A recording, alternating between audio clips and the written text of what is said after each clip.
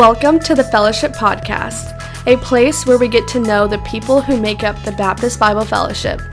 In each episode, we sit down with pastors, missionaries, and ministry leaders from across our fellowship to hear their stories, their ministry journey, and a few lessons they've learned along the way.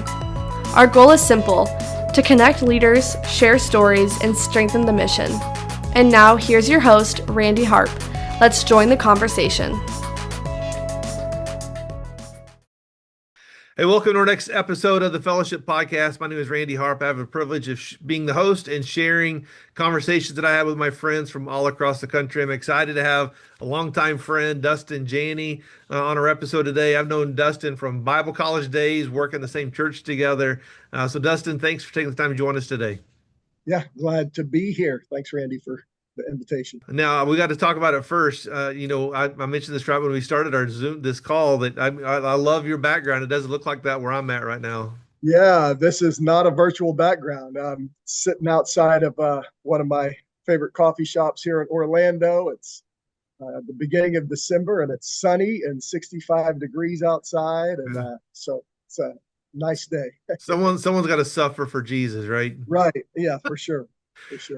Hey, Dustin, take just a minute. We'll talk about Orlando Baptist where you're serving as pastor now, but I mean, that's really a lot of your life too. But take a minute, just kind of share a little bit of your background, where you grew up, and what was life like growing up as a pastor's kid like you were. So yeah, I'm a pastor's kid, third generation ministry.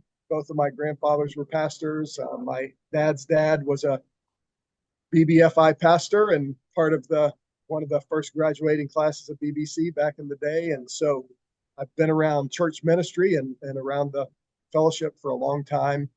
Born in Atlanta, where my dad served in a church on the north side of Atlanta.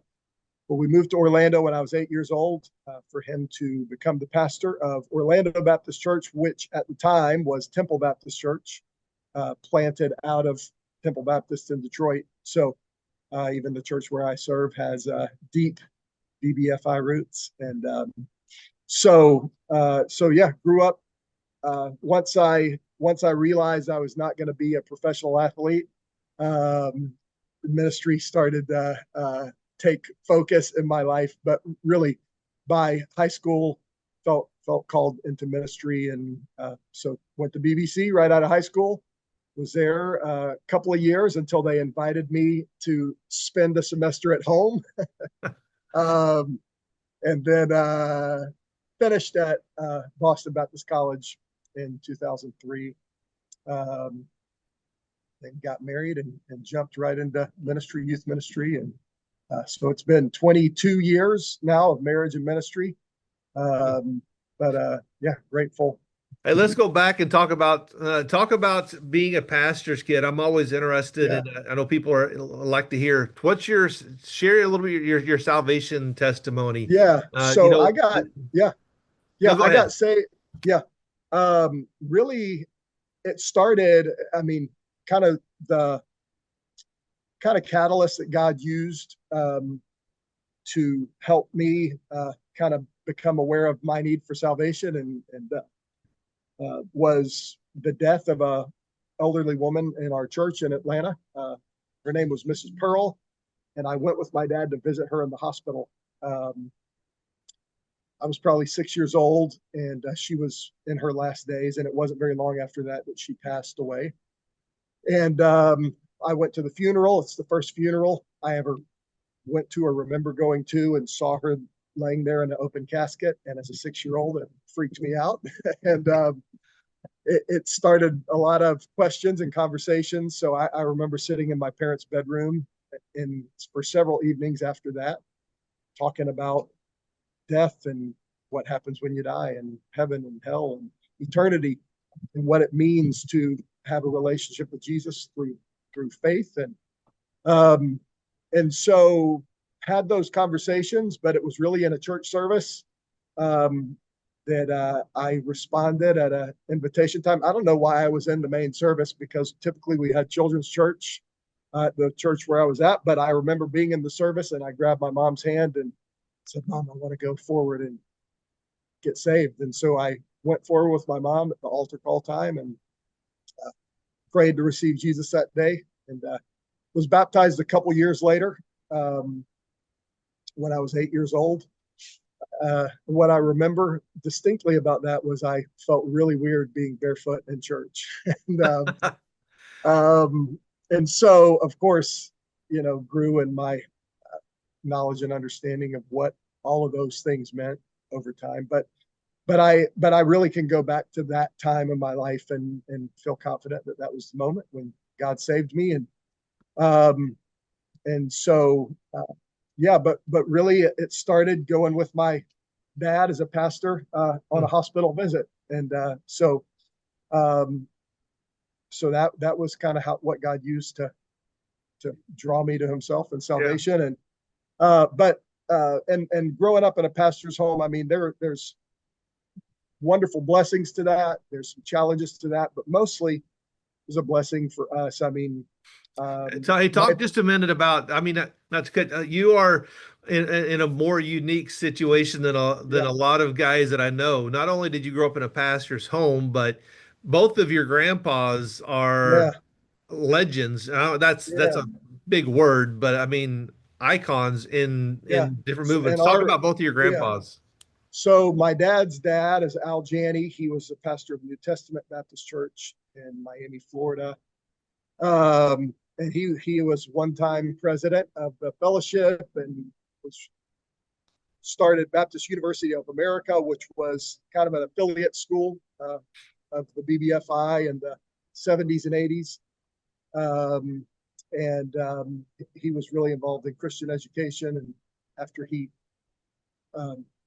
retired from pastoring the church there in Miami, he was a lobbyist in DC for Christian education. And so we have a Christian school at our church, and as the pastor, I serve as the president. And, there's educators who come through who know who my grandpa is. And it feels really weird to me because I barely scraped by with my bachelor's degree, in ministry. And so that's, that part of my heritage. My mom's dad his name is Curtis Hudson. He was a pastor in Atlanta, Forest Hills Baptist Church, and then became the editor of the Sword of the Lord. And so certainly a more kind of conservative fundamentalist stream but obviously a lot of folks in our network have roots in that, too. So I grew up with two kind of different, and I've seen it all. Let me just say that I've seen it all. I understand. Yeah, I get what you're saying exactly. So I thought it was neat. Just this past week, I believe, I don't know that your grandma, Mrs. Janney, just turned 100 years old. Yep. Just a few days ago. Today's Thursday. Saturday we'll be having a little birthday party for her. But yeah, 100 years old. Yeah, that's pretty neat. All right, so talk about you. You spent some time at Baptist Bible College. You graduated from Boston Baptist College. Before we talk about kind of your ministry journey, talk about growing up as a pastor's kid and with those two grandpas. Who were some of the people that influenced you the most growing up, maybe in your teenage years, or maybe even while you were in college? Yeah, I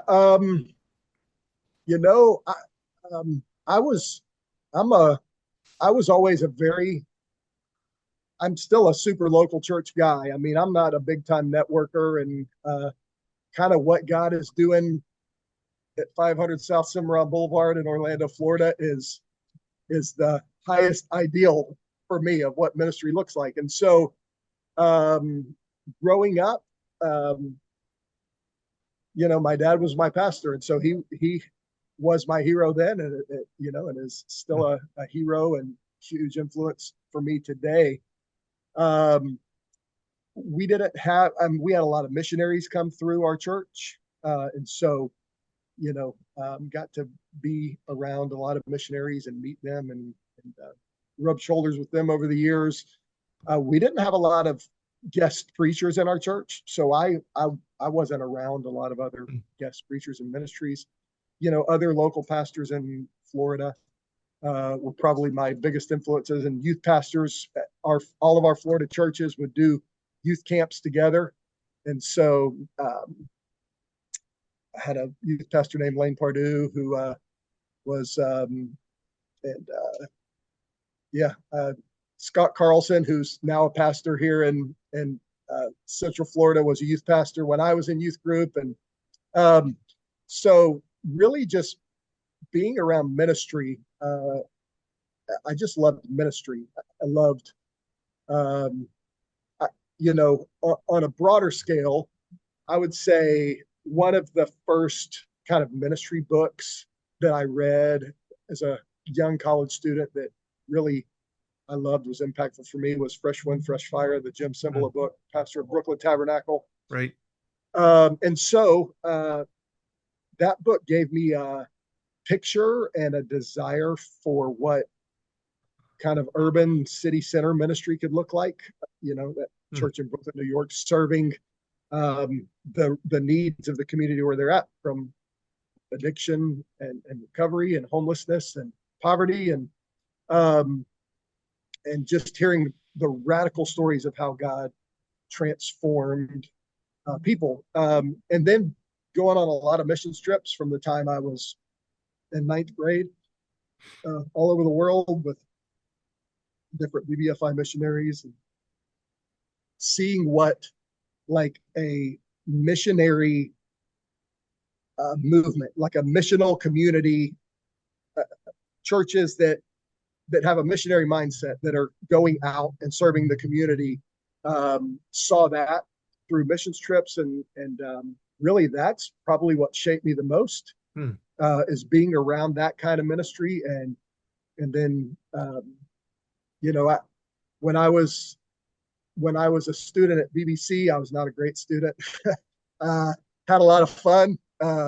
Stayed up all night playing cards in the dorm with guys, and Dr. Sewell was my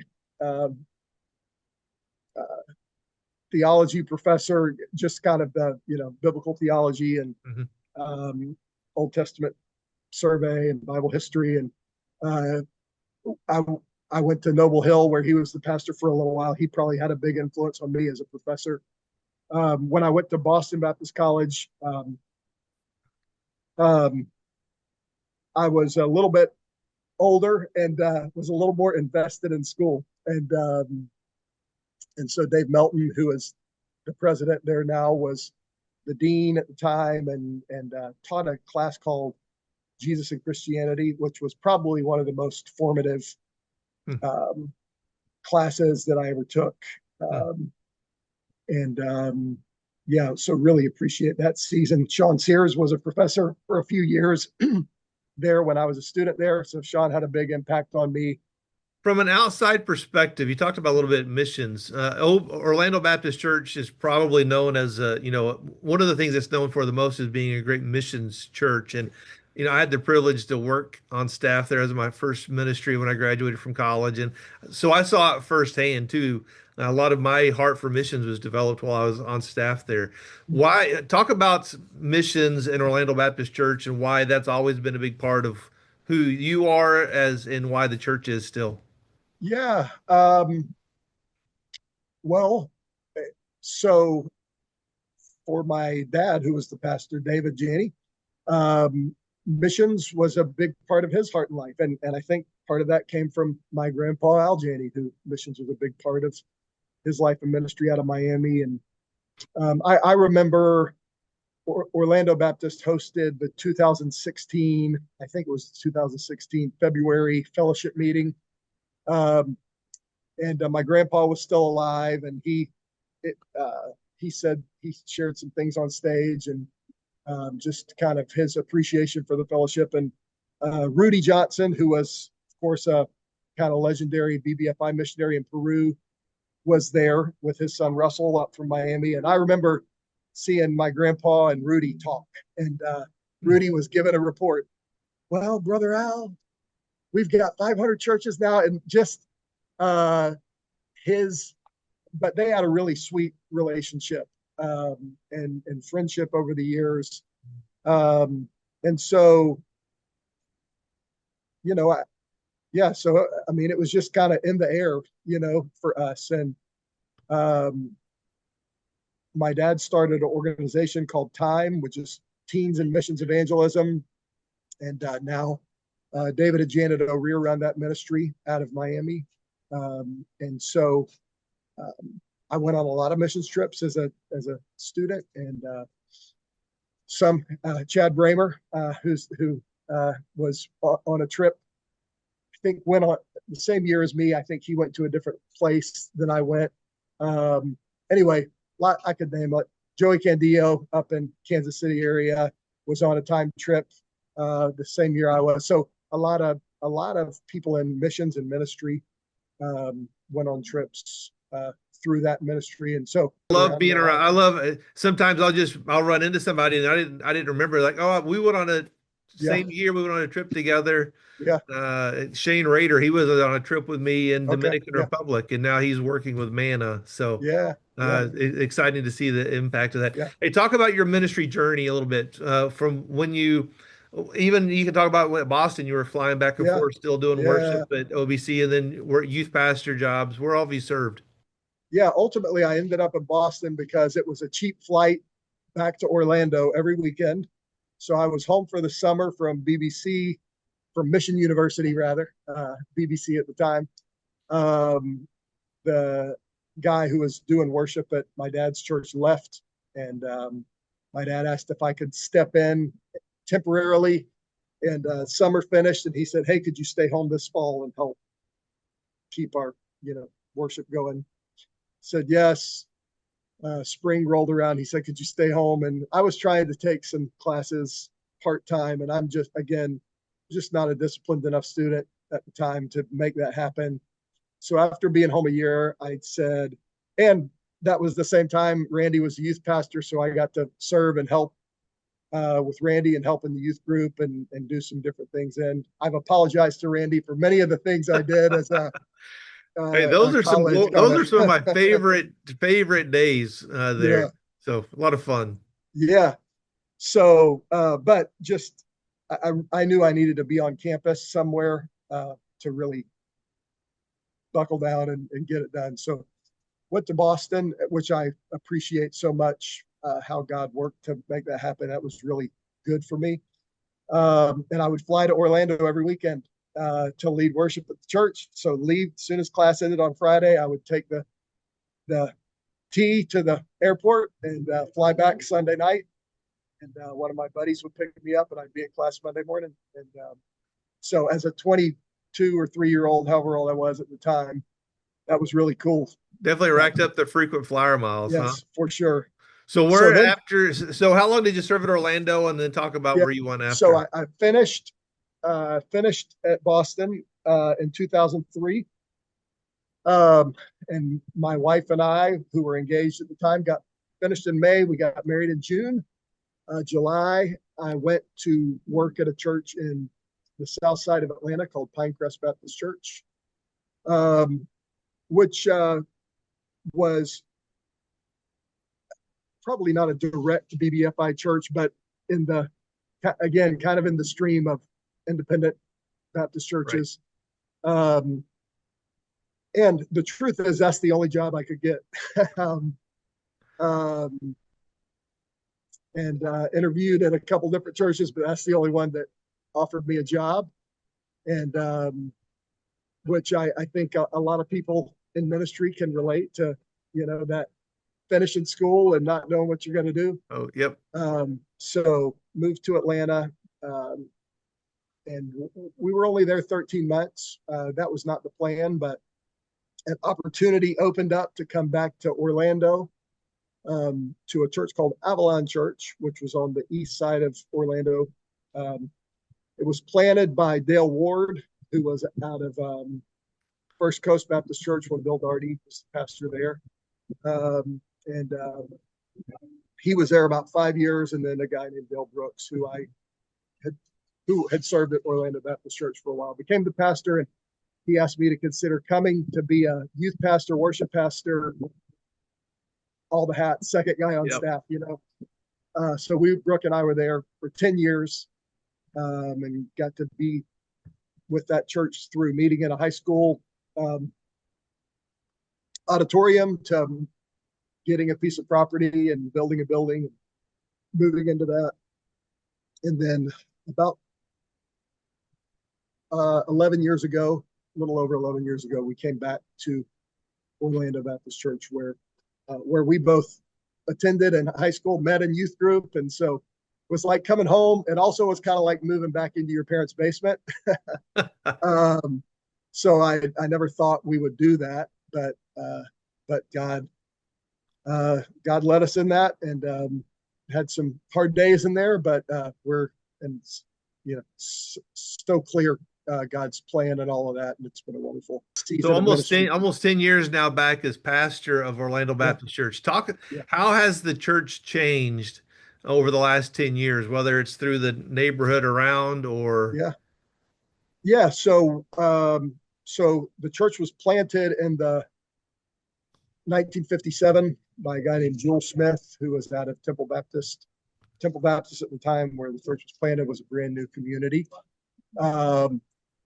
And over the years, it became kind of a more urban part of the city, in the city limits, and the neighborhood declined, probably economically. And folks who were a part of the church in the early days moved all over Orlando and all over Central Florida. And so it became kind of a little bit of a kind of regional commuter church where people would come in from all over the place. And I think there was a season where maybe we weren't serving our neighborhood as well. And there were, over the years, we did that in different ways. But when I became the pastor 10 years ago, really one of the things we wanted to do was figure out how we could be more invested in our neighborhood. So that started with some ministry in the public schools around us, and COVID shut all that down in 2020. And so we thought, well, who are our neighbors that we're allowed to serve? And we became really aware of our homeless neighbors, big homeless population in our community. There's a methadone clinic up the street from us, which is a kind of a treatment center that gives drugs to replace drugs up the street from us. And so addiction is a big burden in our community, lots of overdoses. And so God led us into that in 2020 and 21. And that has probably transformed our church more than anything else. Now, if you come into our church on Sunday, there's a good amount of our homeless friends and neighbors. There's people who are in recovery from secular organizations to men's discipleship house that we run in partnership with Freeway out of our church. And then seeing our church members, some of whom have been in the church forever, stepping up to serve in that ministry. We've probably got 100 people that just serve in that ministry, whether they're driving vans to pick people up or serving meals, discipling new believers through that ministry. It's in the last 5 years, that's been really transformational. And that is the heart that God gave me. I mentioned like the Fresh One, Fresh Fire book early in my ministry. That God put all of that kind of stuff in my heart. And then I served in other churches for 11 years where that was not the kind of ministry that I even had the opportunity to be involved in. And then you kind of forget about some of those ideals and dreams from the early days. And then one day God says, okay, I'm ready for you now. And starts to open some of those doors and avenues up. And that's the season we're in. It feels like really a season of reaping some of the things that God put in my heart as a idealistic college student. It's really fun. Yeah. I love that. And I love how Freeway Ministries has transformed a lot of what you're doing. Talk about, I don't want to say what it's going to be. I think I know. We talked about it a little bit before we started recording. What's something in your ministry at Orlando Baptist right now that you're excited about? Maybe something new. Maybe it's a fresh one, fresh fire. What's something new that you guys get to be a part of that you're pretty passionate about right now? I mean, Freeway is huge. And so we're seeing a lot of people come to faith, salvations and baptisms through that ministry. And that can be a very transient ministry where people come and go, but we're also seeing a lot of individuals who come through Freeway, get saved, make the profession of faith, get baptized, and now they're serving. We just had a membership class. One of the guys in the membership class, his name is Josh, and he got saved and baptized, and man, just hearing him talk about the impact that Freeway and now Orlando Baptist Church, beyond just Freeway, is having in his life. He's being discipled by a guy in the church, and he's serving on the parking lot team, parking ministry, and he's super pumped about it. And he lives in a sober living house. He's inviting guys that are in his house all the time. So like there's little stories like that, and that's been fun. I think on a bigger scale, part of having so many people coming that are, I mean, they're new to faith. Not only that, they're very broken and they know it, and they're not trying to fool anybody. And so they're super open to discipleship because they are in a season where they're relearning life. And that's begun to foster a whole new culture of discipleship in our church that goes beyond those kind of new believer discipleship to just a deeper desire for discipleship, one-on-one discipleship. And so a lot of folks in our church are stepping up to meet one-on-one with some of those people. And then that's just increasing discipleship across the board. And so it's discipleship and mentoring kind of. Absolutely. Together. Yes. Yeah, for sure. So that's been really good. Talk for a minute about how God opened the door for you guys to get into some of the prisons in the area. Yeah. That was a total God thing. And I'll also say, I'm a conservative person by nature. I hate to be disappointed, and I hate to disappoint people, and so I'm slow and conservative in how I do things. And so part of what's been incredible is the way that God has just blown doors open, so that I couldn't back out or say no. And one of those things, Freeway, is one of those things. But right at the beginning of Freeway, we got an email. Actually, John Stroop, who's the founder of Freeway there in Springfield, got an email from a guy who had read his memoir book, From the Pit to the Pulpit. If you haven't gotten it yet, pick one up. You can reach out to Freeway Ministries in Springfield to get that. But incredible story of how God saved and transformed John and has used him to start Freeway. Well, this guy who read the book was the secretary of the Department of Corrections for the entire state of Florida.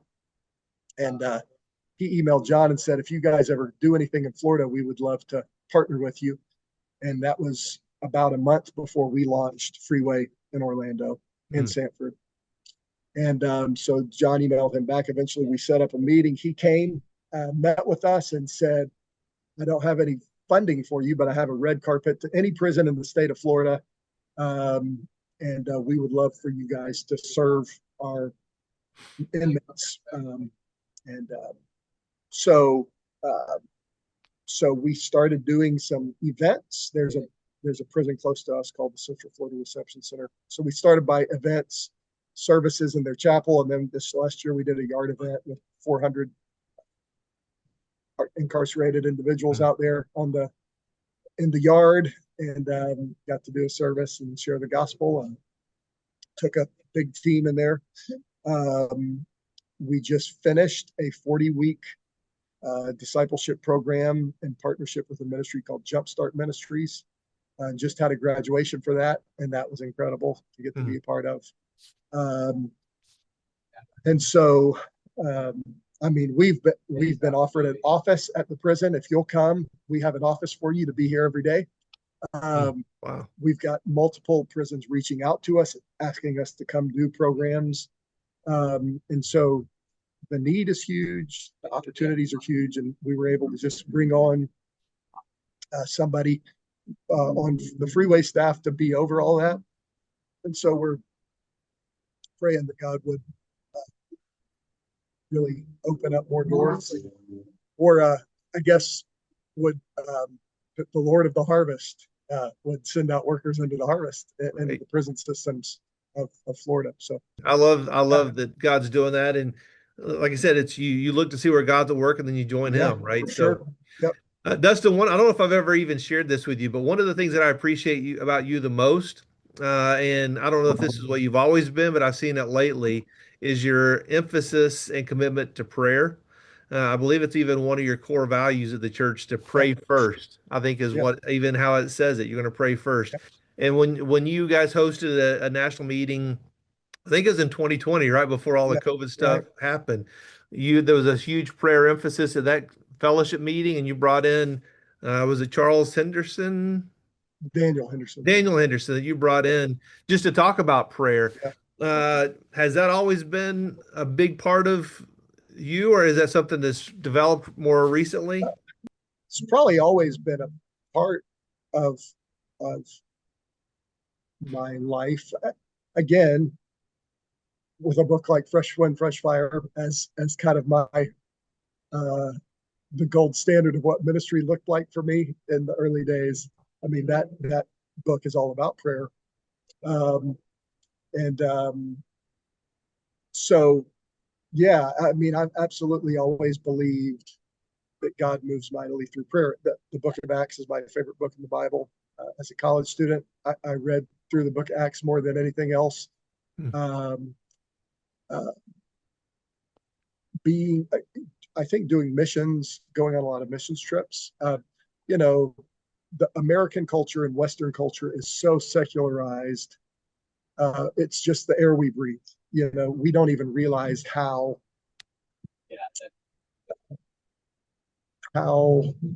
unspiritual we can be, because there's just this natural pragmatism and practicality uh, that comes with the culture we live in. And so when you go in countries in the developing world, like they have a dependence and a desperation for God, um, that's hard for us to even understand as Westerners. I mean, well, there's a pastor from Uganda, Jackson Sinyanga is his name. He said um, that God brings revival either through devastation or desperation.